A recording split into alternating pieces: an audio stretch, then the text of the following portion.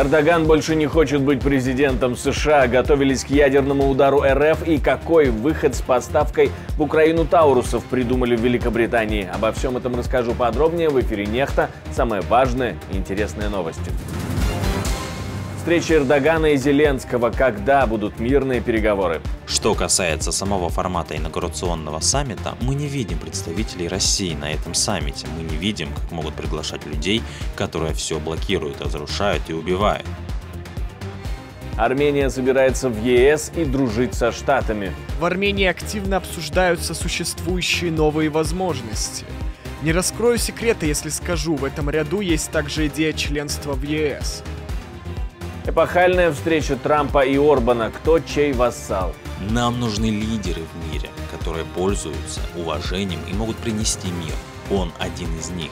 Вернитесь и принесите нам мир, господин президент.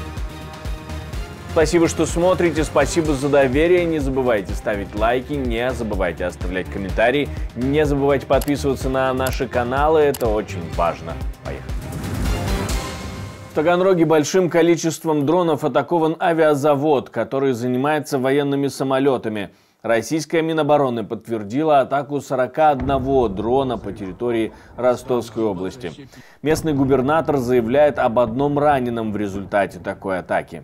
В результате массовой атаки БПЛА на Таганрог погибших нет. Получил ранение сотрудник МЧС, участвовавший в устранении последствий на земле. Вероятным объектом для атаки могло стать авиационное предприятие, входящее в состав научно-технического комплекса имени Бериева, которое, кроме прочего, занимается ремонтом и обслуживанием самолетов А-50. Два подобных Россия потеряла над Азовским морем не так давно. Кроме того, под обстрел попал Таганрогский металлургический завод «Тагмет». Как минимум один дрон прилетел туда. Опять летит.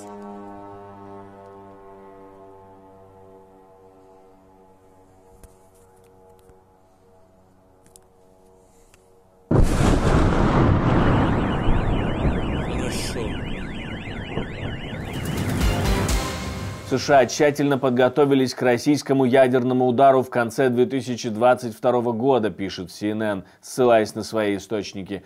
Тогда администрация американского президента была обеспокоена тем, что Россия может применить как минимум тактическое ядерное оружие, чтобы уменьшить потери или не допустить нападения на саму Россию. Источник, на слова которого ссылается автор статьи, это высокопоставленный чиновник администрации президента. Страх был не просто гипотетическим, он также был основан на некоторой информации, которой мы располагали. Мы должны были планировать так, чтобы мы были в наилучшем положении на случай, если это уже немыслимое событие действительно произошло. С конца лета до осени 2022 года Совет нацбезопасности собирал серию заседаний для того, чтобы разработать план действий на тот случай, если угроза будет реальной. Я не думаю, что многие из нас, придя на работу, потратят много времени на подготовку к сценарию, который несколько лет назад считался ушедшим в прошлое. Президент Турции заявил, что следующие муниципальные выборы будут последними в его политической карьере. Для меня это финал. Согласно мандату, предоставленному законом, это мои последние выборы. Результатом станет передача дел моим братьям и сестрам, которые придут после меня. Эрдогану власти в Турции уже более 20 лет, и срок его полномочий истекает в 2028 году. Может, именно с этим и связаны мирные инициативы Эрдогана. К примеру, он в пятницу провел встречу с украинским коллегой и заявил, что Турция готова провести у себя саммит между Украиной и Россией, который имел бы цель завершения войны. На встрече они обсудили мирные инициативы, ситуацию в Черном море и послевоенное восстановление Украины. Но после переговоров украинский президент заявил, что Россию не планируют приглашать на первый мирный саммит, который состоится в Швейцарии. Что касается самого формата инаугурационного саммита, мы не видим представителей России на этом саммите. Мы не видим, как могут приглашать людей, которые все блокируют, разрушают и убивают. Мы хотим получить результат. Сначала цивилизованные страны мира разрабатывают детальный план и будут иметь результат, а уже потом будут привлекать представителей России, именно тех, кто будет готов к справедливому миру. Поговорили и об оборонном сотрудничестве между Турцией и Украиной. К тому же Турция достраивает 2 корвета для Киева. И уже в этом году как минимум один из них должен усилить украинские военно-морские силы. Нам необходимы дополнительные логистические возможности Турции, потому что, несмотря на добрососедские отношения с Польшей, например, мы понимаем, что внутренние волнения, вот то, что сейчас с фермерами или условными фермерами происходит, нам нужны альтернативные логистические пути по доставке или отправке товара. То, что мы сейчас с Румынией, с Молдовой прорабатываем, понимаем прекрасно, что огромное количество выборов в Европе спровоцировало всякие разные антиукраинские, в том числе, абсолютно четко и бьющие по бюджету Украины акции, которые нам как-то надо с этим бороться. Поэтому это первое, о чем мы могли с Турцией поговорить. Оборонные соглашения. Там детали не раскрываются, но точно мы знаем по предыдущим сообщениям, завод «Байрактар» будет в Украине строиться, дополнительные там предприятия. То есть мы в плане турецкие истребители «Каан» мы будем закупать, они неплохая альтернатива, в том числе западным истребителям.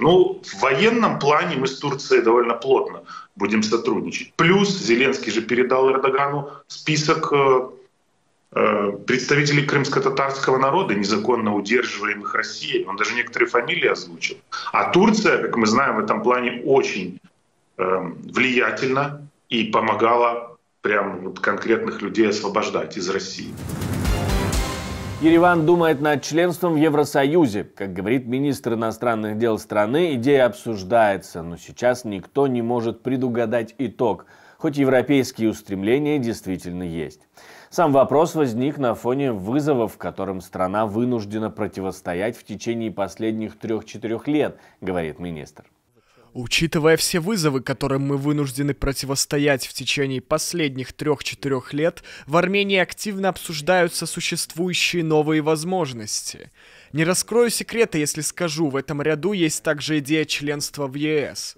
Как я уже сказал, мы проходим через процесс и посмотрим, каким будет его итог, в котором на данный момент никто не может быть уверенным или предугадать. Министр рассказал о том, что Армения углубляет связи с США и Евросоюзом, выстраивают совершенно новые связи с Индией и стараются расширить круг своих партнеров.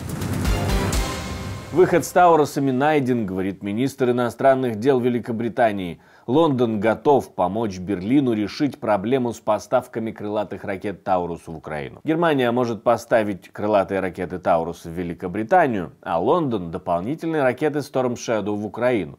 Такой обмен предложил Дэвид Кэмерон в ответ на отказ канцлера Германии Олафа Шольца от прямых поставок ракет Украине. Кэмерон подчеркнул, что есть возможность наложить ограничения, которые позволят избежать эскалации и красных линий, о которых переживает немецкий канцлер. Мы полны решимости в этом и во всех других вопросах теснейшим образом с нашими германскими партнерами, чтобы помочь Украине. А Штаты, к примеру, думают о кредите для Украины. NBC News сообщают о том, что группой во главе со спикером Палаты представителей ведется работа над законопроектом кредитной помощи для Киева. Точнее, часть помощи могут предоставить в кредит, а в качестве залога могут быть использованы российские активы. Раньше апреля такой законопроект не рассмотрят, и окончательного видения его вроде как пока нет. Но в Белом доме заявили, что нельзя давать воюющей стране помощь в кредит, так как это может закончиться экономическим кризисом. Йеменские хуситы заявляют, что атаковали ряд американских эсминцев в Красном море и Аденском заливе беспилотниками в количестве 37 штук, и все они достигли своей цели, сообщают хуситы. Официальный ответ со стороны Соединенных Штатов Америки описывает операцию хуситов менее успешно.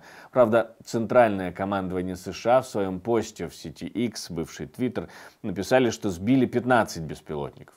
Видимо, разные системы подсчетов используют американские военные и йеменские хути. Трамп встретился с Орбаном в своем поместье во Флориде. В сетях 45-й президент США забрасывает венгерского премьера комплиментами, иногда сомнительными, но в честь него даже организовал вечеринку. Орбан не вызывает споров. Он говорит: будет так. И на этом все. Он босс. Перепалка комплиментами вышла очень массированной. В Венгрии нужен мир. Имя мира Трамп, говорил Орбан. А Трамп, в свою очередь, называл его фантастическим лидером. Нам нужны лидеры в мире, которые пользуются уважением и могут принести мир. Он один из них. Вернитесь и принесите нам мир, господин президент. Спасибо, что смотрите, спасибо за доверие. Жду ваших лайков, комментариев, репостов. Любая ваша реакция важна для того, чтобы это видео увидело как можно больше людей. Ну а у меня на этом все. До встречи и хороших вам новостей.